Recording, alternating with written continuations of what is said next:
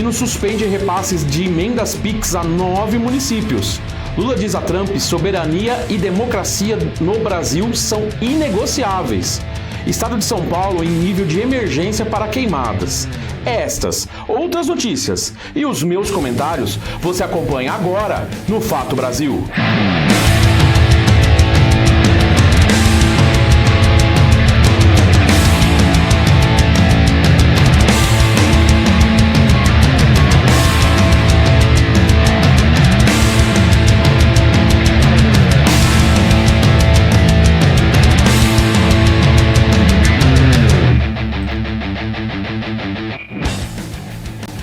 E estamos começando mais um Fato Brasil aqui na WTV. Muito obrigado pelo carinho da sua audiência. Chegando nessa segunda-feira, começando a semana com um programa recheado de notícias.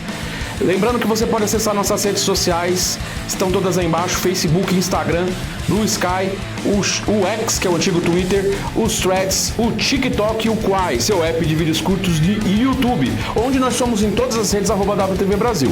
No YouTube, você pode dar o seu joinha aí, se você já é inscrito. Se você não é inscrito, se inscreva. O joinha, compartilhe com os seus amigos o nosso programa. Você pode assistir, reassistir e sempre deixar seus comentários. Tudo isso para você não vai custar R$1, não vai custar 1 centavo, não custa nada. Mas para nós é muito importante. Lembrando ainda que você pode assistir o Fato Brasil no canal, o Fato Brasil, bem como toda a programação da WTV Brasil, no canal 89 da Soul TV. Baixa a Soul TV no seu celular, no seu tablet, na sua Smart TV. Se é Samsung LG, na Smart TV também dá para baixar. Se não for da Smart TV da Samsung LG, por enquanto você pode espelhar o celular em qualquer televisão que seja Smart e assistir na tela grande, controlando apenas pelo celular.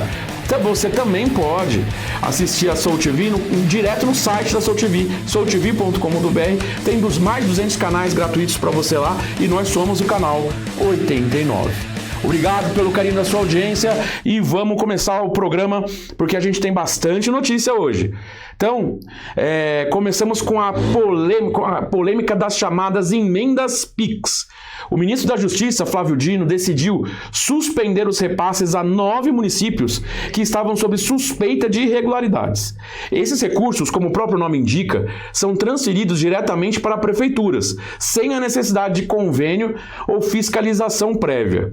O modelo foi criticado por especialistas em transparência porque dificulta o controle sobre como o dinheiro público é gasto. Lembrando que é uma lei, digamos assim, nova, né? Foi algo que foi aprovado recentemente. Mais recente, na história recente, né?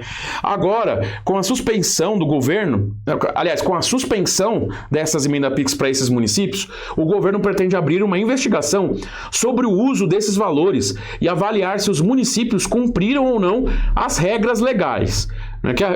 Então, a medida deve provocar, claro, uma reação no Congresso, que até agora não reagiu, pelo menos nós não, até o fechamento da nossa edição. Lembrando que a gente grava um pouco antes do programa ir ao ar, ainda não tinha tido uma reação expressiva do Congresso, mas com certeza vai ter. A gente sabe que vai mexer no quê? Vai mexer com parlamentares, já que essas emendas, já que esses parlamentares usam essas emendas PIX como forma rápida de destinar recursos às suas bases eleitorais. Mas é muito importante que haja uma fiscalização.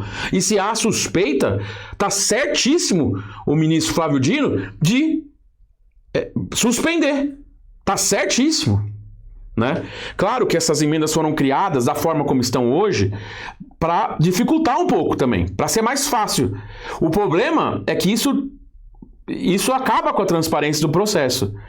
O que o Congresso, eu acredito que deveria reagir, seria realmente criando mais ferramentas para que isso possa ser fiscalizado, para ver se o dinheiro está usando para o seu fim, se não há desvio de finalidade.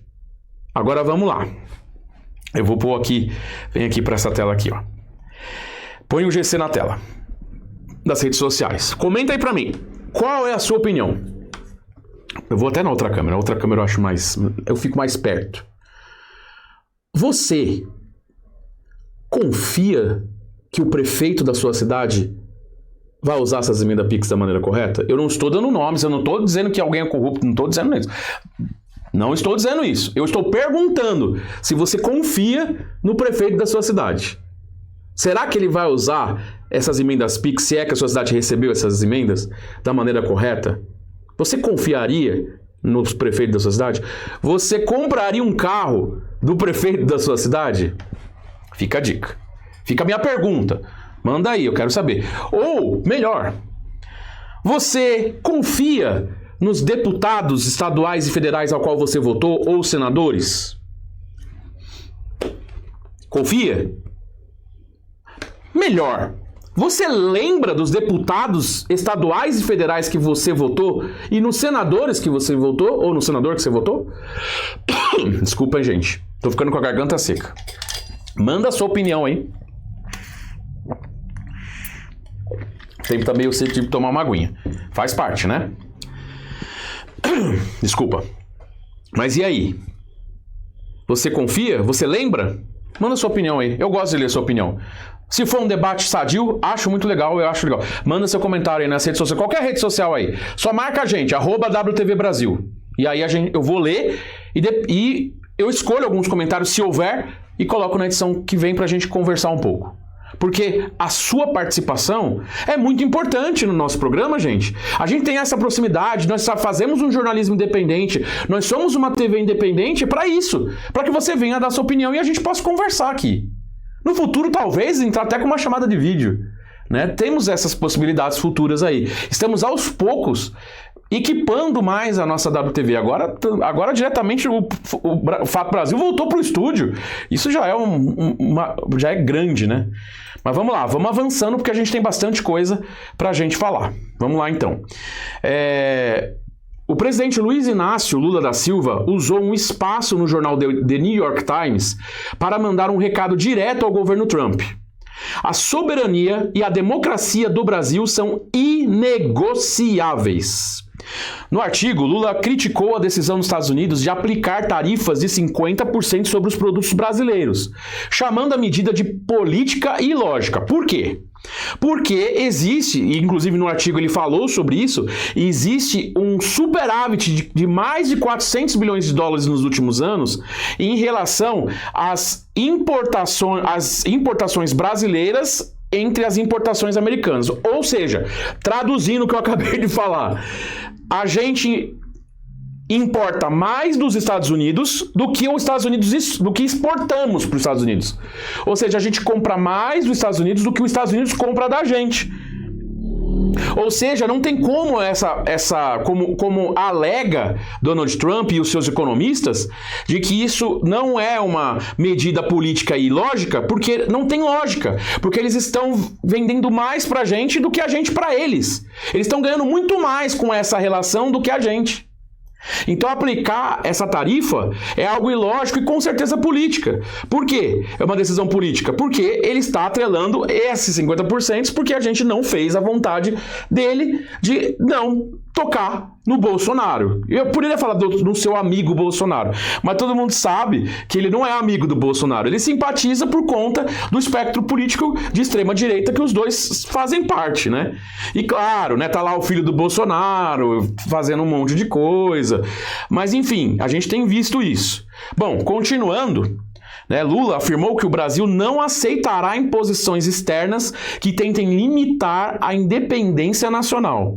Ao mesmo tempo, Lula reforçou que está aberto ao diálogo e à cooperação com os Estados Unidos. Isso é importante, mas sempre em condições de respeito mútuo. Ou seja, a gente, como uma nação soberana, nós não podemos aceitar que nem os Estados Unidos e nem nenhuma outra nação venha botar o dedo e afetar a nossa soberania nacional. Nós somos um Estado soberano, né? A publicação do New York Times é também uma estratégia para falar diretamente à opinião pública internacional, buscando apoio contra as barreiras comerciais impostas por Trump. Inclusive, né, falando um pouco sobre isso, essa foi a forma e no final do mês, acho que na semana que vem ou ainda essa semana, eu acho que ainda essa semana, Lula vai falar na ONU, né, no discurso na Assembleia da ONU, e pretende levar vários temas sobre isso, que são polêmicos à luz da direita, né? Da extrema-direita americana e da extrema-direita no mundo como um todo, né?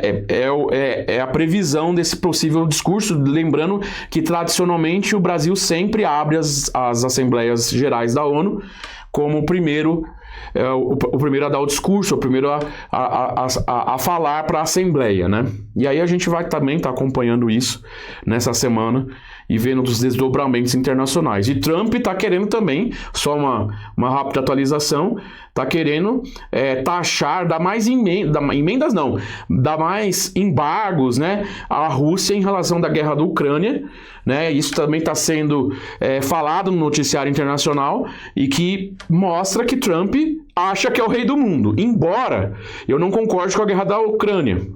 Também não concorde com o que a Rússia está fazendo na Ucrânia, tá? Eu acredito que a guerra não é a solução para nada. Eu já falei isso aqui, já falei minha opinião sobre isso. Mas ele também acredita, eu acho que o Trump ele deve achar que é o rei do mundo. Bem como? Isso é o imperialismo americano, isso é de monte. Eles acham que mandam no planeta inteiro, né? Essa é que é a verdade, né? E você? Agora, eu quero também a sua opinião, não é dos Estados Unidos, mas você... Até você que não concorda comigo, que acha que o Trump tá certo, que a gente tem que abaixar a cabeça pro Trump, por que nós, como nação soberana, devemos abaixar a cabeça para Donald Trump? Ou para qualquer outro país que queira interferir nos nossos assuntos soberanos? Porque julgamento de Bolsonaro, como age o STF, como a gente reage às questões dentro do Brasil, são problemas nossos, né? Então, é certo isso? Será que como brasileiros a gente tem que abaixar a cabeça para os Estados Unidos mesmo? Isso é ser nacionalista? Fica essa minha questão. E se você não concorda comigo, fala a sua opinião aí. Mas é o seguinte, eu vim falar que é um negócio que é o Nova Ordem Mundial, e os ETs, e não sei o quê, eu nem leio. Desculpa, porque se for para ficar divagando em loucuras, tem outros programas aqui na WTV que você pode mandar o seu comentário, como o Etc, que adora esse tipo de comentário, né? No caso, a Nani e a Júlia aí. Um abraço, gente. Olha, minha garganta já foi pro saco aqui. Mas daqui a pouco eu tomo mais uma aguinha, porque agora o Supremo Tribunal Federal começou a julgar a validade do indulto coletivo concedido pelo ex-presidente Jair Bolsonaro em 2022. Deixa eu tirar o GC aqui. Pronto. Na época, mais de 100 presos foram mortos durante uma ação policial em 1992 em São Paulo. Na época o governador era o Fleury. Eu era criança, tem gente que tá me assistindo que nem era nascido, mas foi uma tragédia, foi um massacre mesmo. Um dos episódios mais violentos da história carcerária que virou filme. Um filme muito bom, inclusive, forte, com cenas muito fortes, mostrou muito o que era a realidade no Carandiru naquela época. Se você não assistiu, assista, que vale a pena, se você tiver estômago também. Então, continuando, o Bolsonaro assinou um decreto que beneficiava agentes de segurança condenados por crimes cometidos em serviço. Com isso, dezenas de policiais condenados pelo massacre poderiam ser perdoados. Agora, os ministros do Supremo Tribunal Federal avaliam se o ato presidencial respeitou a Constituição ou se foi uma forma de interferir no cumprimento das penas. O relator do caso destacou que a decisão terá impacto direto sobre a separação dos poderes e sobre a memória das vítimas do massacre. O julgamento deve seguir ao longo da semana. O que eu vou dizer sobre isso? É muito importante questionar, porque esse foi realmente um indulto extremamente polêmico. Mas eu vou falar mais uma coisa. Tradicionalmente, os presidentes na época do Natal, no final de ano, sempre fazem esse indulto. Aí nós temos o... Por quê? Porque eles dizem que vão liberar pessoas com baixa periculosidade, que já podem ser perdoados e tal, ou que tiveram... ou que foram injustiçados, aquela coisa toda. Mas eu vou dizer pra você a realidade, qual é o fator real que esse indulto faz. Esse indulto serve para aliviar um pouco o nosso sistema carcerário, que já está abarrotado, não tanto quanto os dos Estados Unidos, mas abarrotado de gente. E o nosso sistema carcerário não repara ninguém, ele não recupera ninguém. Nós temos um sistema carcerário, e a gente é até um pouco hipócrita em falar como mídia. Tudo bem que aqui a mídia é independente, mas é porque a mídia não fala isso. A gente aceita, a gente finge que não acontece.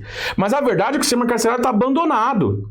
O sistema carcerário não recupera ninguém. Existem programas sociais em alguns pontos do sistema que até recuperam ou dá algumas oportunidades. Mas a verdade é que o sistema carcerário está entregue a organizações criminosas. E que eu não vou ficar falando aqui, porque também essas organizações criminosas não ficam só dentro do presídio, não é verdade? A gente também tem que ter cuidado. Mas, enfim, de qualquer maneira, esse indulto ele serve para isso. E aí, a historinha bonita é essa. E aí, o que o Bolsonaro fez, e foi polêmico? Ele deu indulto a policiais que cometeram crimes em serviço.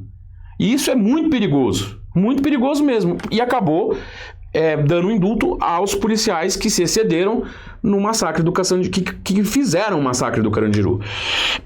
Uma coisa que é muito importante sobre o Carandiru é a gente pensar no seguinte: quer dizer que os presos, então, não fizeram nada demais? Sim, fizeram.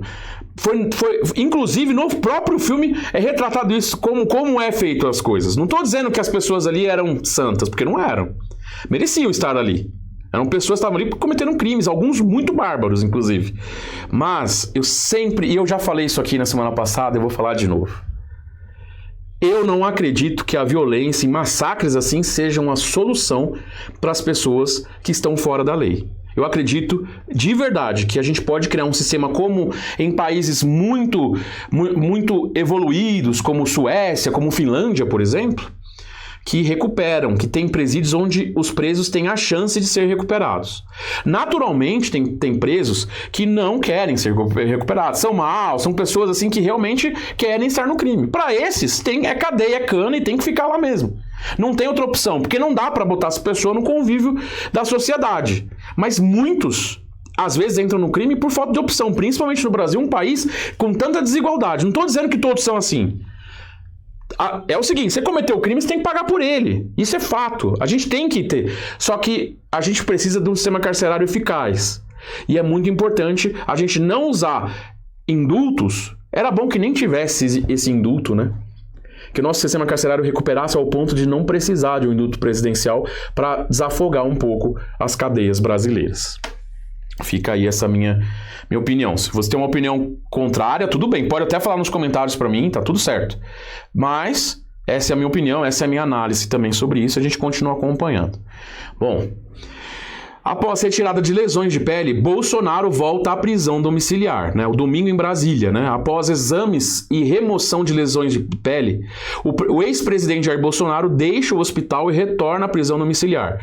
Medicamentos, diagnóstico de anemia, pneumonia residual e cuidados que devem prosseguir nos próximos dias. E a gente explica tudo e toda a questão do Bolsonaro daqui para frente no VT que a gente vai rodar agora. Roda aí. É isso, o Jair Bolsonaro chegou ao hospital, né, ontem às 8 horas da manhã sob forte escolta policial e voltou para casa aí perto das 2 horas da tarde. Ele retirou lesões na pele, fez exames laboratoriais, né, e segundo o boletim médico, todos os procedimentos foram realizados sem intercorrência, né? O ex-presidente deve seguir com tratamento contra a hipertensão e também contra refluxo gastroesofágico em casa mesmo, que fica em um condomínio de uma área nobre aqui em Brasília. Lembrando que ele está em prisão domiciliar desde o dia 4 de agosto, né, devido a uma medida cautelar, considerando aí risco de fuga e também, né, uma possível coerção em curso de processo, né? A defesa do ex-presidente aguarda agora a publicação de um acórdão pelo STF nos próximos dias para poder recorrer da decisão que condenou o ex-presidente a 27 anos de prisão, 27 anos e 3 meses de prisão por tentativa de golpe de Estado, né? Além disso, só depois desse acórdão que o ministro Alexandre de Moraes poderá expedir o mandado de prisão do ex-presidente, né? Pode ser em uma cela especial ou sala especial da Polícia Federal, em prisão militar ou em presídio comum.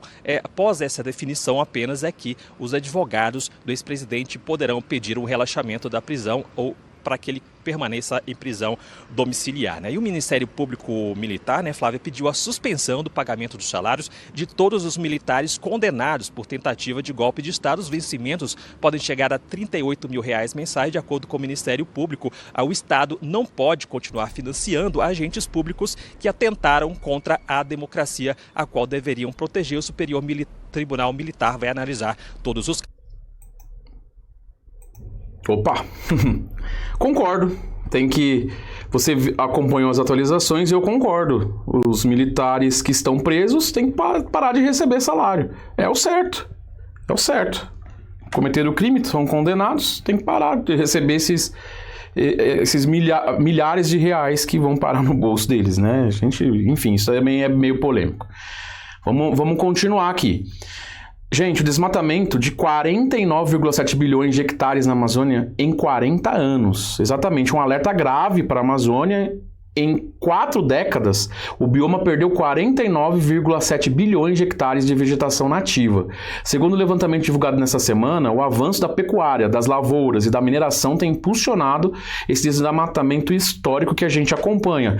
Mais detalhes na matéria agora. É isso mesmo. Nos últimos 40 anos, a Amazônia perdeu exatamente 52 milhões de hectares de vegetação florestal. E esse processo de conversão do solo para o uso humano ocorreu principalmente com a expansão da pecuária. A soja se destaca entre os cultivos, respondendo por mais de 74% da área agrícola do bioma, com grande parte desse avanço sobre áreas já convertidas. Outras atividades, como mineração e silvicultura, também tiveram um crescimento significativo. Outra informação que a gente traz é que 2% do bioma já está em processo de regeneração, com vegetação secundária que não foi novamente desmatada. Esse dado mostra que a recuperação ainda é possível, mas a pressão sobre a floresta continua. De acordo com o Ministério do Meio Ambiente, o governo tem investido em fiscalização,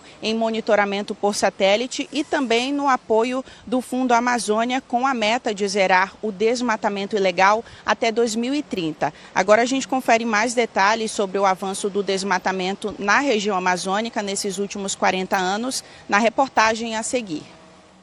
Maior bioma do país, com 421 milhões de hectares, a Amazônia ocupa 49,5% do território nacional. A perda de área de vegetação nativa alcançou 52 milhões de hectares entre 1985 e 2024. Já a área perdida de formações florestais chegou a 49 milhões e 100 mil nos últimos 40 anos. No ano passado, a vegetação nativa correspondia a 81,3% da região, pouco mais de 15% ocupados por atividade humana. Os impactos disso já são sentidos na redução das áreas úmidas, com uma retração de 2 milhões e 600 mil hectares nas últimas 4 décadas. A maior expansão ocorreu na última década, que registrou 8 dos 10 anos mais secos. Feito com o auxílio de satélites, o estudo mostrou também que houve avanço da área de pastagem de 12 milhões e 300 mil hectares em 1985 para 56 milhões e 100 mil hectares em 2024, um aumento de 355%. O crescimento da área de agricultura foi de 4.321%, passando de 180 mil hectares para quase 8 milhões. Pois é. Depois a gente não sabe por que faz aquele calor infernal, né? E é o seguinte, a verdade, gente, é que o dia que a gente não tiver mais ar puro para respirar e água para beber e comida, aí vão lembrar de cuidar da terra. Essa que é a verdade, né? Essa que é a verdade, essa é a minha opinião. Tá chegando no final, a gente ainda tem informação importante. Aqui no estado de São Paulo, entrou num nível, né, entrou em um nível de emergência para queimadas. Com a estiagem se intensificando, o estado deve enfrentar a semana mais crítica de período seco. Já ocorreu 7 focos de incêndio com destaque para Cruzeiro, no Vale do Paraíba, onde o fogo persiste em mata de difícil acesso. O clima muito seco, calor elevado, sem previsão de chuva. E outros detalhes você acompanha com o repórter da TV Brasil agora. Segundo a Defesa Civil, o estado de São Paulo já tem 7 focos de incêndio. O mais preocupante deles é em Cruzeiro, no Vale do Paraíba. Os bombeiros trabalham há quase uma semana para conter o fogo, mas a região é de mata e de difícil acesso e o incêndio persiste. A maior parte do interior do estado de São Paulo já está em estado de emergência para incêndios. As condições são preocupantes, sem chuvas, o clima está muito seco e as temperaturas elevadas. E a situação deve piorar a partir de quinta-feira, deixando também a Grande São Paulo em risco emergencial para incêndios. Foi acionado hoje o gabinete de crise para coordenar os órgãos estaduais no combate ao fogo. Estão reunidos aqui bombeiros, Defesa Civil, Secretaria de Agricultura, Secretaria de Meio Ambiente, para dar a resposta mais rápido possível a esses incêndios. Nós conversamos com a Defesa Civil, que passou aí orientações para a população para essa situação, como reagir aí a essa situação. Veja a seguir.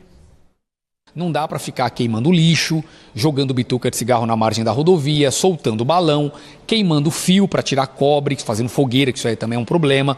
E também a limpeza de terreno com fogo. A pessoa não quer carpir o terreno, taca fogo para diminuir a altura ali do mato. Isso tudo acaba começando um pequeno foco que se alastra rapidamente, sai do controle e aí temos um incêndio que dura dias e dias. Por isso a recomendação para a população é: não faça queimadas, especialmente nesse período, nessa semana, onde o risco fica maior.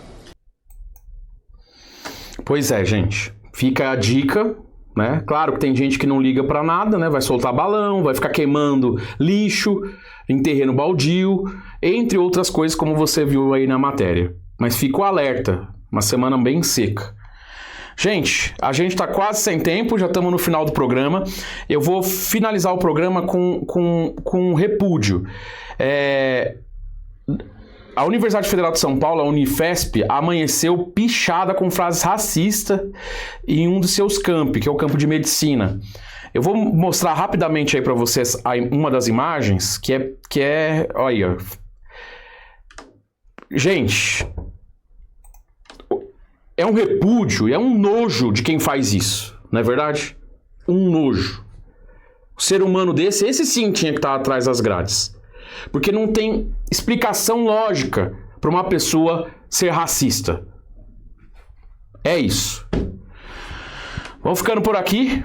Muito obrigado pelo carinho da sua audiência. Amanhã eu tô de volta com mais um Fato Brasil. Tchau.